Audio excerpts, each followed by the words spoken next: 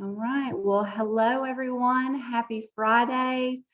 Thank you again for joining the United Way of Southwest Alabama and the South Alabama Coalition of Nonprofits as we host another Diversity, Equity, and Inclusion Lunch and Learn. Today's chat is Understanding Religious Bias in the Nonprofit Workplace. And I myself am on the DEI Planning Committee, and our facilitator today, Diane McCaskey, is also one of the committee members. And of course, we have several on the call as well. So we are grateful that you've taken the time out of your Friday afternoon to be with us to continue your educational journey. And of course, we cannot do this or offer this programming without the support of our sponsor, the Alabama Power Foundation. They have given us financial support to continue our work and share this resource with the community. This call will be recorded, and then also it will be available on our United Way YouTube page. And we will put that information in the chat because that is where you can access past presentations of DEI, and then also all of our future trainings will live there as well. So Diane McCaskey is with Family Promise, Coastal Alabama, and she is going to get us started this Friday afternoon. So Diane, I turn it over to you. Thank you, Trista. And I too just want to thank you all for coming. It took a bit of coordination to get this date set on the calendar for so many busy people. And so I know we didn't give you as much notice as we normally do. So I just really thank you for showing up today. I am very excited to be having this conversation.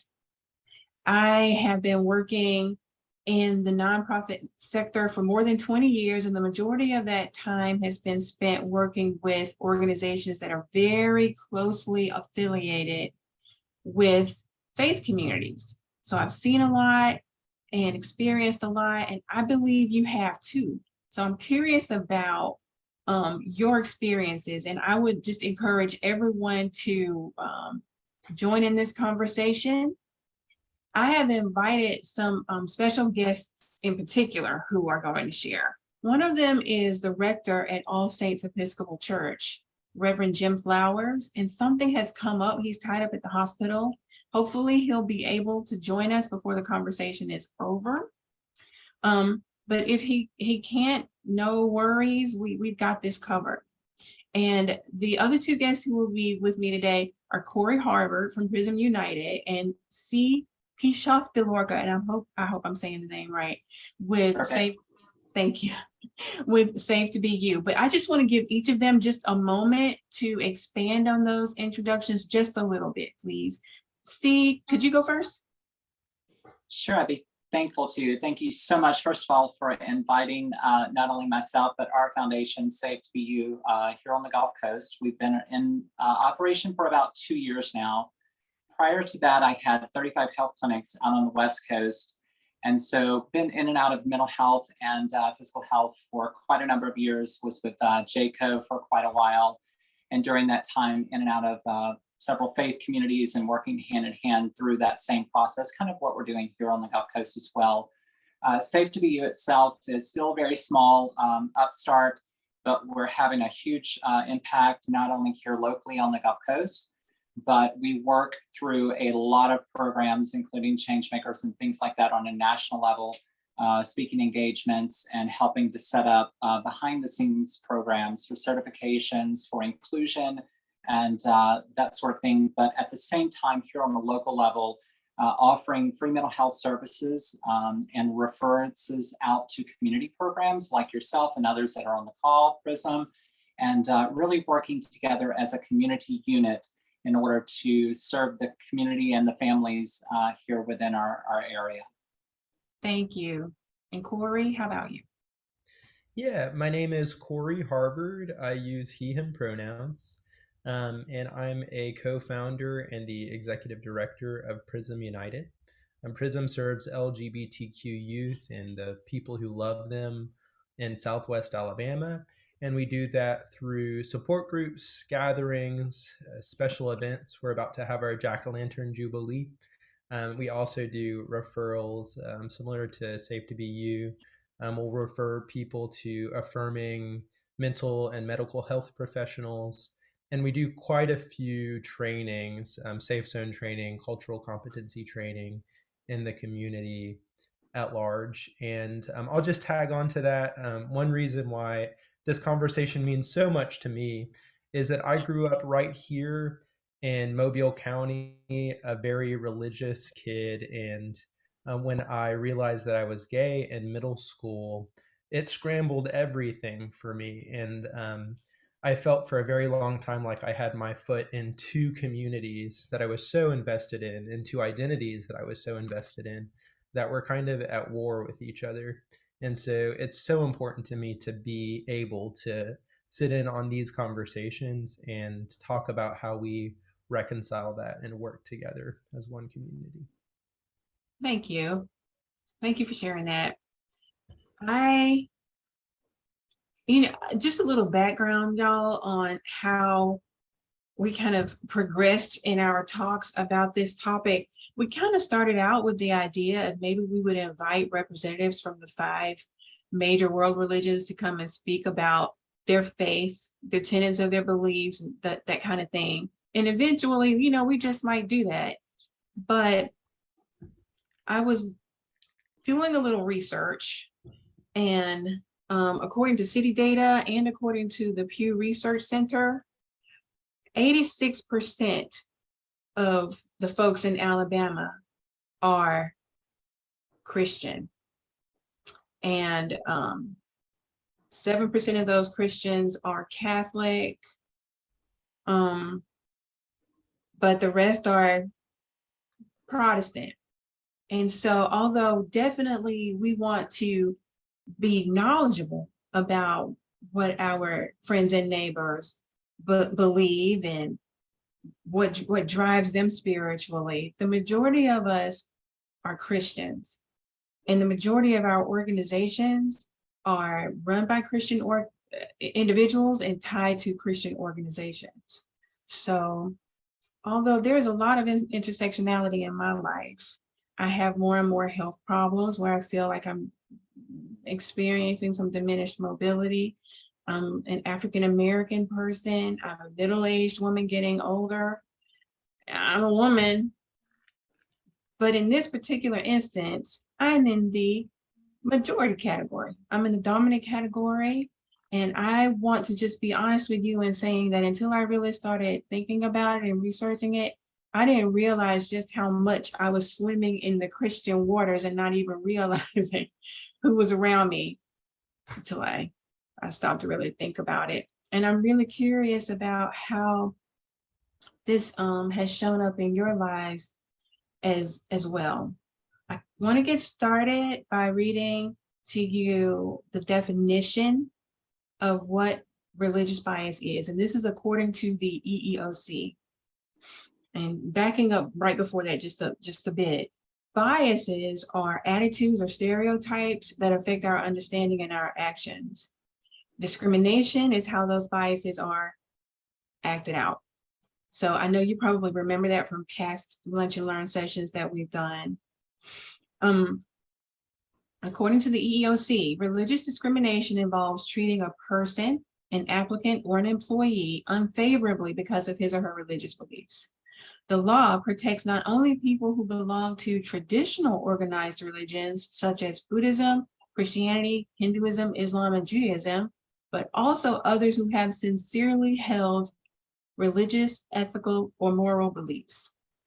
And I am going to ask you to take that definition and also apply it to the people that we are serving. The people we work with, yes, but also the people that we are serving.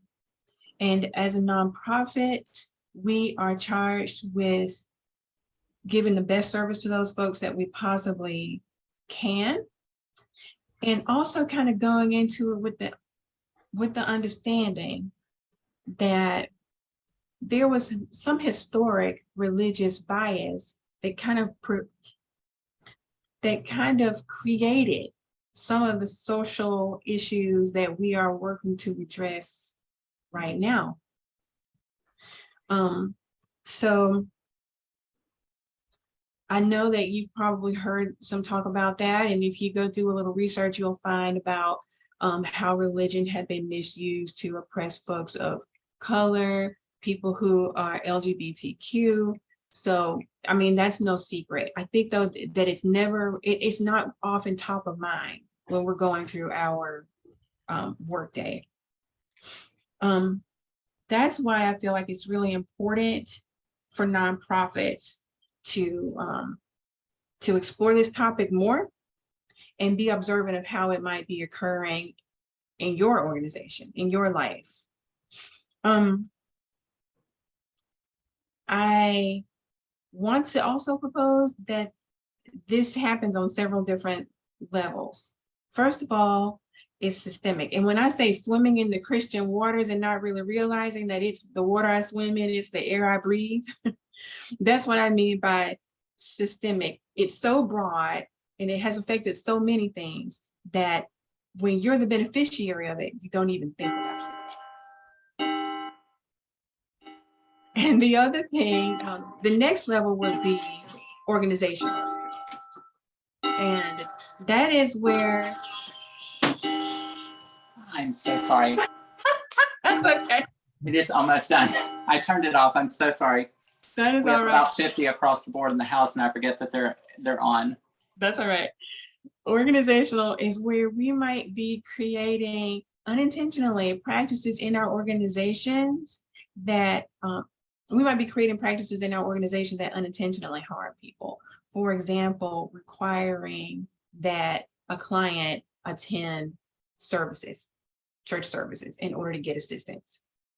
And then it happens on a personal level where employees might decide that they don't want to offer service to someone or provide less than good service because they don't like something about someone else's religion or lifestyle, or maybe they don't agree with someone's sexual orientation, just all kinds of things that happen. So I know it's happened to me. I've observed it a lot, and I feel a little ashamed to say that sometimes when it happened to my clients, I didn't always stand up for them like I feel I should have. And I'll talk more about that later. If you let me, I'll be happy to just lay my feelings out there on the line for you to see and learn from. I think that I would like to get started by just asking C to just tell us a little bit about your experience attempting to partner to do work with folks in the faith community. As a nonprofit leader, I know you might have had some experiences. Absolutely. We have a few dissertations sitting around, I'm sure. As you said, our process is that if we cannot function within the services that we have to serve the needs of the client, or if it extends beyond our scope of work, we automatically will refer out to the community to the best of the needs that, that are on the table that need to be met. And you could not have started off with a better picture to paint for everyone, is to know that we are living in a predominantly Christian state. And not just Christian, but evangelical Christian, conservative evangelical Christian. I can continue to elaborate on that. And so we're not talking about baseline mainstream Christians that are on a national or even international level, right? So we're talking about a completely different version of that we see, especially in the Deep South. We see the same issues come across with the Black Belt and the services that are needed there that are, with health in the community as well. So one of the first challenges that I face when reaching out to some of these community-based programs, which are mostly Christian or Christian faith-based or operated by those that are within the Christian community, is the backlash that I have against me just personally, not against our facility, but being a trans individual in the LGBTQI+ community. The disconnect starts with the initial phone call or Zoom meeting or in person, because a lot of times I'm having to go in person to speak to these individuals because, like the rest of us, sometimes they're just really hard to track down. So it's even getting past that point to be able to discuss the needs of the clients. And then while we service all individuals, it doesn't matter what faith, what orientation, what gender identity, anything, we service the entire community, no questions asked. So we have a variance of individuals that could be any gender formality, they could be any sexual orientation, they could be any marital status, they also could be any nationality status, including citizenship, which obviously we have no reason to ask those questions. But for some reasons, we are now serving a large population of Hispanic community because we are bilingual. And my co-founder, Gerardo Cantu, is also a Mexican national through his mother. And so there's a lot of deep connection within the Latinx and Hispanic community. And so with that, our population of our clientele has risen. And we get a lot of issues when we refer out, not only faith-based, but also to do with, immigration status and that sort of thing. But some of the facilities that we refer out to, you were speaking about having to attend church services and that sort of thing. I'm in Baldwin County, our offices are in Mobile, but we have a facility here in Baldwin County that gives out food donation boxes. They're a wonderful box, they're large, they're about the same size, but not quite as full as what Central does. And it is absolutely inundated, like about this thick with, religious paraphernalia, pamphlets, and all of these sort of things. But the catch is, if you refer someone to this facility, and there are others much like it, they actually have to physically sit through the sermon, and then they are encroached upon to turn their lives over to Christ, and then and only then are they allowed to have the food box. So it's like the carrot, you talk about systemic issues. It's the same thing that so many of us in certain communities have faced, that, well, great, we'll bring you into the fold, but we're going to dangle the carrot in front of you. And as soon as you do what we've asked you to do, then we'll turn it over to you, and only then. So those are some of the issues that we see, and also, having to kind of press those on a client makes them not want to receive services at all. And then we have clients that don't want to come back because they feel like we're in conjunction with these individuals and that we are condoning this, right? When we have no idea that it's even going on. So we really do try to work close with our clientele. And that's also why I try to go on site as often as possible, so that I can put physical hands and eyes on those locations, and I can kind of see the daily operations as well. Thank you for sharing that. Corey,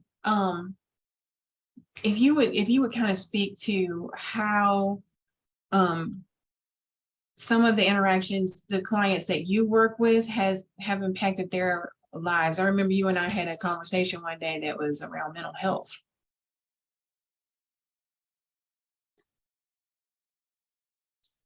All right, I'm unmuted now. So the first thing that comes to mind, there are the people that we support directly in our core support groups, but then there are people that we never meet in person, but that we do referrals for. And occasionally I'll hear from youth who either have been kicked out of home or they've chosen to leave home because home is such a toxic environment for them. And I would say that the number one kind of referral that is most difficult for me to make is referrals to organizations that serve housing insecure people. And I especially see this when I hear from trans folk who say that, please don't refer me to these Christian-based shelters because of things that I've already experienced in those shelters, because of expectations that will be placed upon me in those shelters, because of ways that I'll be misgendered and dead named in those shelters, and because, as C was speaking to, I'll be expected to adopt this certain kind of theology just to be seen. as a human being in this space, right? And so I would say that that is where I most frequently find myself in this position where, and it's a terrible position where we're thinking at all costs, harm reduction might be the first priority here, right? And so it's the difference between maybe sleeping on the streets or in an unsafe space versus sleeping in a bed. But at the same time, any of us who have had experiences working with people who went through conversion therapy or any kind of ex-gay therapy, now ex-LGBTQ therapy, it used to be more known as ex-gay therapy, know that, you know, the damage that's done spiritually, psychologically in those spaces might be just as terrible, if not more, in some cases than the suffering that people endure when they don't have a safe physical space to sleep, right? We know from history when we look at the ex-gay movement, um, that people who go through those kind of therapies tend to end up struggling even more with things like suicidality and self-harm. And these are the reality is a lot of people, I think, who are maybe unknowingly complicit, right? Who might be in that dominant category, who might be a Christian, who think, well, but at the end of the day, we're just providing a service. We are providing a bed. We are helping in some kind of way, might not be aware of that greater history and the pretty consistent consensus around how harmful those kind of spaces and expectations can be. That's the immediate thing that comes to mind is those kind of services. And Diane, it makes me so excited that you work for an organization that is servicing folks who are in that housing insecure situation, and that this question means so much to you. Thanks, it does. And I certainly don't have all of the, don't have everything figured out. But I see that Cheyenne asked the question and you kind of touched on what they're saying. When you see these issues and or barriers with other companies, do you avoid referring people to these services, or is it more of a case-by-case basis? And sometimes on case-by-case basis, you probably have to make decisions about whether or not you follow through with the referral or figure out some alternate sleeping arrangement. So Yeah, I I think really wish that didn't have to be. I think that we like, and I'd love to hear what C thinks about this too. I think it's always about centering the person that you're serving, right? And so if that person says, "Look, I need a place to sleep. I can deal with it being a religious-based space," then we're going to get them to that space, right? But I think the priority to me is that we are incredibly transparent about the resources that are available, because we never want someone to unknowingly walk into that kind of space and then be traumatized by it. Yeah. In my work over the years, I feel as though there's not been a lot of I've not observed a lot of direct discrimination against people who don't have the same religious ideas that I do, or that the majority of our host congregations do. But I've certainly observed some indirect discrimination happening based on biases. I sometimes feel like people believe that they can separate their attitudes and the stereotypes they hold from what's actually going to come out. And I don't feel like people do that as well as they think that they do. So there have been times when, for example, we were working with a client who had a really difficult situation and we were not making progress in the way that we hoped that we would. The client was stressed out. We're all struggling over here. And the case manager in a fit of frustration is just like, you know what, there's nothing I can do. They, what they really need is Jesus. They just need Jesus. And I think that that's giving yourself an out from doing the actual hard work that is going to take to help this client reach the meaningful life that they want to have, one that's where they're housed and safe.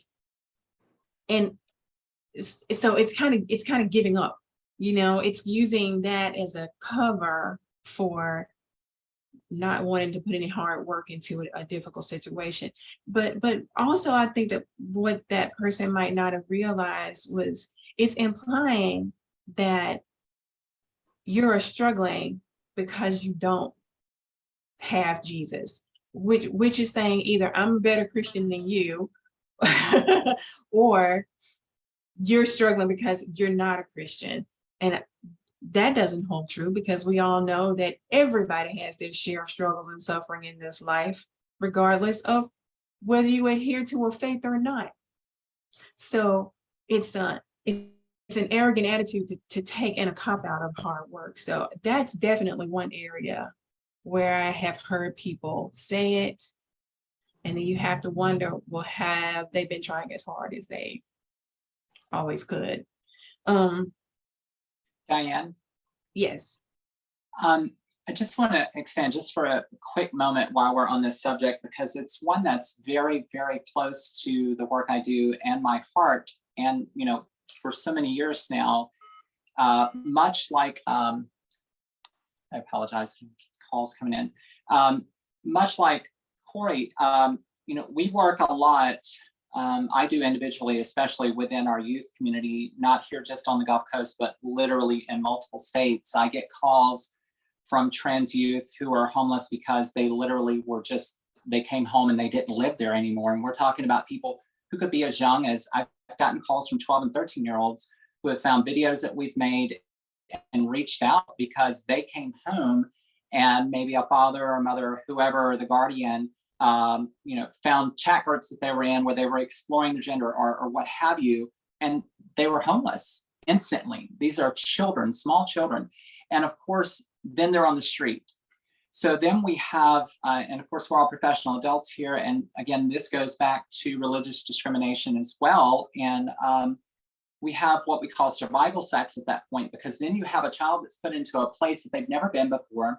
They fall prey and victim to the streets themselves. And so at some point they make that decision of, do I die from not eating? Do I get beat up and killed on the streets? Or am I going to start being smart enough and learning how to survive? And part of that is survival sex. And so as a realistic conversation around that, it brings in a shelter issue. And one of the major issues that I have that I see continuously, because not only do I work directly with our foundation as co-founder, but I've also worked within the University of South Alabama SANE program. And for those that don't know, that's sexual assault nurse. And so we set up the programs that actually take in the victims of sexual assault. And as a 4-time sexual assault victim and survivor, I can tell you what that process is like, especially when you have the religious biases placed on top of it. You've already had this traumatic issue. But for the shelters in particular is what I wanted to touch on, because we're not just talking about an uncomfortable situation when you refer somebody, right?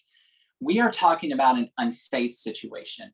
I've had several cases where someone who, let's just say a trans female, comes into the shelter, and because her ID still says male and it's a Christian-based shelter, they do not, and I've literally been told this, quote unquote, believe in gender identities being a personal choice. It is what the birth certificate says, deal with it, move on. Well, the problem is this person is coming in presenting as female, should be in the female population, has no reason not to be. There's no threat. There's nothing there from any past circumstances or anything that you're getting immediately that would pose a danger to other female occupants in that side. So then they're forced to go over into the men's side, and they become an instant victim. And these facilities are not set up to monitor and patrol like a prison guard. And so several of these individuals, especially younger ones, I've gotten calls early in the morning to have to take them to USA or to Women's and Children because they've been sexually assaulted within these facilities. And a lot of times the facilities will not even acknowledge them. And that's been an ongoing issue. So it's a lot more than just being uncomfortable. Oh, I've got to be over here on the men's side tonight. But it can be just as dangerous in those shelters than it can be just to remain on the streets. And with the limited resources that we have, like you said, sometimes it is an individual basis, whether we refer, whether we don't, or who we refer. But as Corey said, sometimes, if it's super cold outside or if they've not had a meal in forever, they just deal with it the best that they can, but they're exposing themselves to a very extreme risk for individuals that are within the shelter and without the support of the administration of that shelter as well. That's an excellent point. It can be very dangerous. And thank you for bringing that out. I asked Leslie to just make a poll for us. And if you wouldn't mind, would you post that poll for us, Leslie? And everybody, I want you to take a look at this question and answer it. As we've been sitting here talking about what religious bias is and how discrimination might have shown up, if you could answer whether or not you've experienced it or observed it, I would appreciate it. Diane, while that's being answered, to that last question that you asked, I think there's a really important thing to bring up, if I may, for just a Yes, moment. go ahead. So, is everyone here, for the most part, aware of the concept of confirmation bias? You've maybe heard this before, and it's basically the idea that we tend to look for and see things that confirm our biases, right? Like we will see the story that we want to see around us.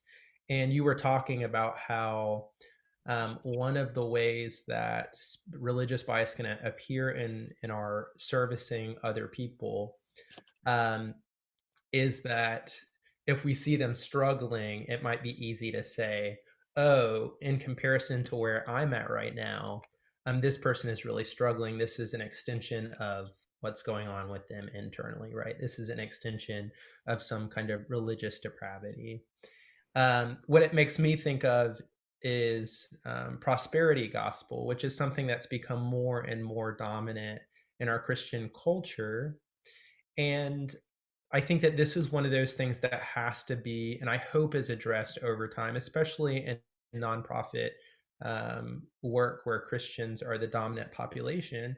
And I think it has to be addressed because it runs so counter to what happens in Scripture, where the marginalized are centered, where I think it's in Matthew 25 that you have that parable that ends up with Jesus saying, whatever you've done to the least of these, you've also done unto me. And the examples that he uses is when I was thirsty, you didn't give me drink. When I was naked, you didn't give me clothing, right? When I was unsheltered, you didn't give me a place to stay. These aren't descriptions of some weird spiritual conditions, right? These are material conditions. They're conditions of material well-being. And so I think what's important is to recognize that when we are subscribing to prosperity gospel, what it tells us is all the good things that are going on in my life and all the negative things going on in other people's lives are about me, because it feeds a narrative I want to believe about myself, right? And I think that the truth is that Christian nonprofits or nonprofits that are staffed by Christians would do so much better at serving their populations that they're trying to serve if they would shift the mindset to the work is about taking care of people's material well-being. And if we're not doing that, if we're endangering people's material well-being, then this isn't even Christian work. It's anti-Christian work. Yeah, thank you. That's a bold statement, and it's 100% true. So thank you for saying that. The poll wrapped up, y'all, with 73% of you saying yes, you have observed some kind of religious bias at work, and 20% of you saying no, you don't think that you have, and then 7% saying, I'm not exactly sure. Well, there's one other area that I'd like to bring to your attention where I feel this shows up, or at least it has in my work life, and that is in who we choose to partner with. So I'm shifting away from directly how we interact with our clients right now, more to who we partner with to do the work. And I don't know if you've ever had this experience. I'm curious, so throw it in the chat, throw your hand up and speak out. But one of my colleagues in the community mentioned that for folks who aren't Christian, they're sometimes made to feel as though their input is less valued because it's not God's work. And I must say that when they said that, that struck home. I felt like I had seen that before, where there's a bit of like, well, we know what to do because we're doing God's work. But I think that we've learned in past DEI Lunch and Learn sessions that the more people who are invited into addressing an issue in our community, the broader spectrum of ideas we get, the more hands we get to do the work. And ultimately, the stronger our organizations are, the better our outcomes for our clients. So I am curious about if any of you have ever experienced that, whether it was working with folks who practiced a different faith, something other than a Christian faith, or folks who don't adhere to a belief in God or anything like that. So I would love to hear from you about that. Also, and here is this is touchy. And I know I might be confusing you because I am a Christian, but I have encountered groups where when they give money to our organization, they do things like and they're wonderful. Like a lot of great stuff happens. They volunteer, they give money, they show love to our clients. But sometimes they make demands such as, well, if we give you this money, we insist that your clients take a picture. One group even said, well, I mean, if they don't want to take, we're just trying to show Jesus's love. If they don't want to take the picture, then maybe they don't want to take the gift card. And I know that it might not seem that way, but that is a form of religious discrimination, that in order to receive the help, I've got to force my clients into situations that might be uncomfortable for them. Just so that you can demonstrate that you're doing the work, Jesus's work, then it's that religious tie that's making it harmful, albeit unintentionally, but harmful to my clients. And I'll tell you a story. Once there was a group of young folks that came with their sponsors from a group church organization to serve the kids where I worked at the time. And they really came in and made my clients feel like they were better than them, that they were Christian and they were the ones with it to give. And then you over here, you're our Christian project. Like, I don't know. I want to say it's not just me. I see Ryan going, yeah, it's happened over here too. Like it coming in and treating our clients like they're Christian projects instead of real people. I see Cheyenne is posted in the chat. Also, the situations can be unsafe for the client if they escape an abusive home or an abusive situation and their picture ends up on the internet. It could put the client in danger. Absolutely true. Definitely. So I don't ever force my clients to do things that they are not comfortable doing in order to get the help. Now that means that there might be times when I don't receive what I would like to receive from that group. They might just choose to not send the $200 or not send the $2,000 or whatever they want to send. They just might make that decision.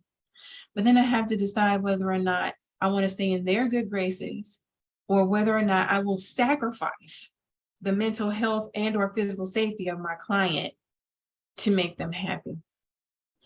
And I am choosing more and more, and the older I get and the braver I get, to center the client and align with them. You know, they say the closer that you get to 50 that you just start saying like stuff that you want to say, that you don't have any reason to be shy and scared anymore. I think that's me. Ryan posted, we recently had a person call and confirm we're not religious based so that they could support our efforts. They wanted nothing to do with a religious based provider.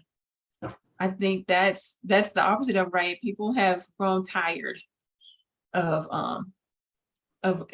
watching the mistreatment of some of us. of some organizations against the folks that they really want to show love to.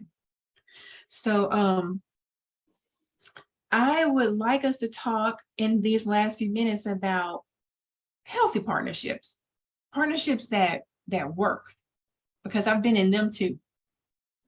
The program where I'm located right now is inside of a church. It's Central Presbyterian Church, and they have been extremely welcoming, not just tolerant, they've been welcoming to us. Not that they haven't been, there's always rough patches in every relationship, but this has overall been a healthy relationship. Corey, would you mind speaking a little bit about your relationship with All Saints? Yeah. So there's actually two churches located on that same property. So the property is All Saints, but there's a small chapel in the back of that, separate the main sanctuary building for All Saints, and it's where a church called Open Table meets. And Open Table was actually the establishment, the place where Prism would eventually come out of.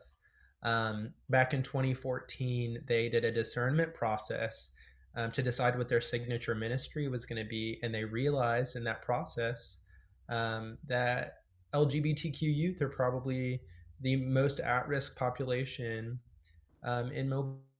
And so they decided they wanted to do a support group for LGBTQ youth. Shortly after that, they invited people from the community to help. They joined with an organization called Free to Be. And for a while, and at some point in that there, I came in and was the coordinator of that youth group. Worked for Free to Be for a while, and then Free to Be disbanded. I mean, it kind of created this opportunity, I think, for us to really focus on creating this bigger thing. But the truth is that our work came out of a church that was within another church, All Saints, that allowed us to operate and continues to allow us to operate. What I would say makes it such a healthy relationship is that those of us who I think felt really compelled to do this work knew immediately that you're not going to be able to effectively do this if you're unwilling to pull completely away with any kind of religious conditions, right? So, we went to Open Table when we were creating Prism, and we said, this can't be a ministry. Like if you really believe in this work and believe in serving these youth, this has to be a non-religious program. Will you still support us? And we said the same thing to All Saints, and both of them, without any hesitation, said yes. And even though we have been operating in those spaces since 2018, there's not been a single time where that expectation has changed. In fact, I think that both churches have proactively made sure that our youth never feel pressured, they never feel coerced into participating in the church side of things.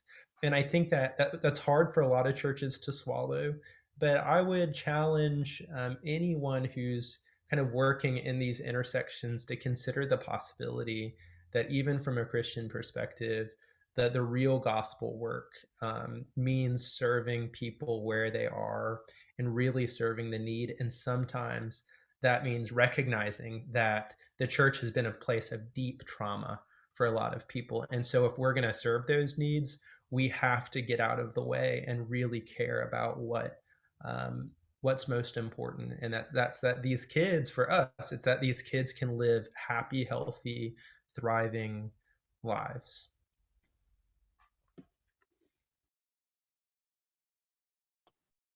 Thank you. Hey, C, do you remember that day we were talking and you were explaining to me Steve was explaining to me when she ran into Pastor Chris, who runs the church here, and did not realize that he was the pastor of the church. Afterwards, you were saying something like, well, when are we going to meet the pastor, right? And G was like, well, that was him. That was him. So he comes across with nothing about him that is, well, I'm thinking I'm higher than you right now. He actually has said he's done a lot of work on that, in himself over the years. And the demographics of the church has changed, the mission of their ministries has changed. They said that they see Family Promise as a ministry, as a mission of sorts, I should say, but they don't interfere. They never make us feel like we have to get our clients to do the things they want them to do in order to receive services. Brian posted in the chat, and Brian is saying, thank you for this. You're welcome, Brian. Thank you, because your conversation actually enlightened me more than you know. I grew up as Christian for most of my life. My journey has now led me to be an atheist during the past couple of years, which has also brought me perspectives and experiences along with new forms of discrimination. And I have also listened to many stories from people who are atheists, but also Muslim, Hindu, Wiccan, and many others. I highly encourage everyone to reach out to these communities, listen to them, and add their voices to the table, especially since we live in a majority Christian part of the country, one that's been historically oppressive and to our minorities, and that continues to this day. And that is true. Right now, we're approaching the holidays, and I always love the holidays. I'm going to be more thoughtful about how I celebrate things at work here this year. However, right now in our program, we are serving someone who is Jewish, and the other family is a mixture. The woman is spiritual but doesn't adhere to Christianity, and the other, her partner, he does. So and I'm wanting to be brave enough to just talk to them and ask them what would make them comfortable. I don't want to do things that make them uncomfortable. And so I think that we've been taught, don't proselytize, don't risk your federal funding. And so we never talk about religion. But I think in order to be able to do this better, we'll have to ask people where their thoughts and beliefs lie, so that we can be thoughtful in our actions. So thank you for sharing that, Corey. And I just wanted, and thank you, Brian. Like I said, more than you know, that conversation really helped me a lot. I want to talk about ways to combat bias and discrimination in the workplace. And like we talked about in prior sessions, the first step really is just being brave and realizing that it probably has happened. And second, being open-minded, being humble. You might have been a perpetrator. Like I said, for many years, I never even stopped to ask my clients how coming into a church for services or going to sleep overnight in a church affected them. Didn't even ask. The assumption under that is if you really need a place to stay, then you're going to make it work. How arrogant is that? I didn't realize I was being that way. It's not until I started thinking about this, reading more, talking to people like Brian, Corey, see that I started to see things more clearly. So some humility is going to have to come along with it, or no change is going to happen. If we want to shift toward really being inclusive, we're going to have to be humble. We want to shift away from we've always done things this way. Let that go. Kick that to the curb. Having ongoing open-minded conversations with your clients and your colleagues. One person who was on this committee had mentioned that she had to schedule an activity for the group of people they were serving, and she scheduled it at a camp that's run by a church. And it wasn't until everything was all settled and she sent it all out that somebody was like, yeah, I've heard them talk about their beliefs and I'm not comfortable going there. And she at the last minute had to switch around. Now, what she could have done was say, oh, I understand. I'll give you a pass. You don't have to come this time. It won't be held against you. But what she did instead was like, oh, I didn't even think ahead about that. I didn't realize. I'm so happy you brought it to my attention. She changed the whole location. She shifted up the whole thing. That's extra work at the last minute, maybe having you looking like looking a little crazy. But in order to live by her values, she was like, I'm going to do the right thing. So, And I encourage you not to tolerate bias from your employees. So when my employee was like, they just need Jesus, like she was giving up on the work that I pay her to do, we should have had a conversation. We should have had a conversation that was different than the one that we did have. So I appreciate you all coming and hearing me out. I've just grown more and more curious about this, and obviously you've had some curiosity about it too. Thank you for all of your comments and engaging. I hope that you've heard some things that you had not heard before, and that your curiosity is continuing to grow as well. And that's really all that we have for you, unless there are some questions that you want to put out there, or something that we might have missed that you want, because this is cursory. This is just a little bit of what happens and what goes on. There's lots of information out there. Diane, can I add one last thing before we close? Oh yeah. You know, you said something just a moment ago that is literally ingrained in my heart right now. You called it, you know, a project, a Christian project, and that could be based off of any religion. You know, apply it where it need be applied. But I can tell you, as an individual in the community, both professional leadership and as an individual who has, you know, youth services throughout the community, being treated like a project is something that, you know, not only have I experienced firsthand, but I've seen it firsthand. And one of the things that for me, and it really does, it just touches me, because when I wake up in the mornings, the first thing on my mind is, what am I going to do to change somebody's life? What am I going to do? What is the energies that I have left in my body, whether it's 2 more days, 2 more years, 40 years, 50 years, whatever it is.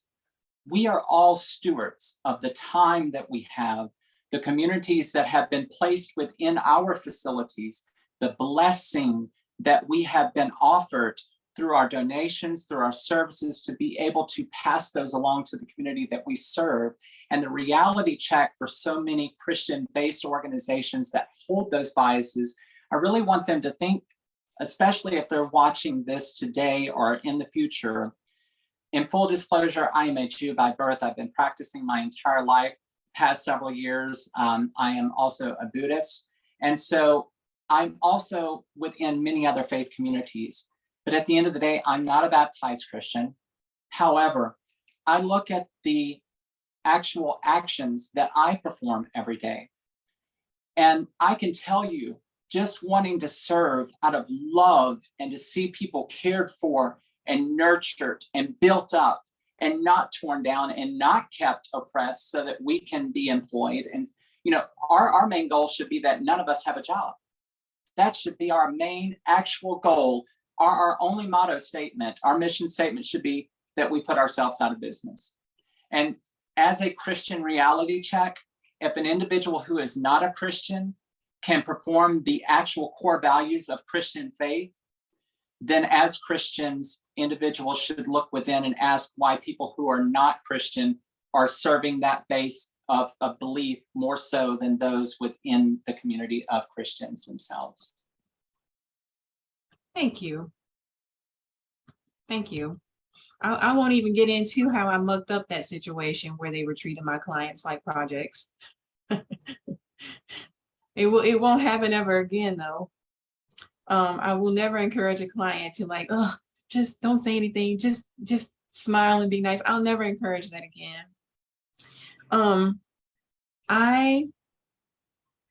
Thank you, Amy. I just posted something in the chat.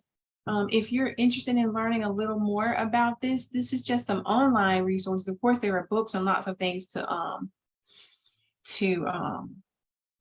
read about.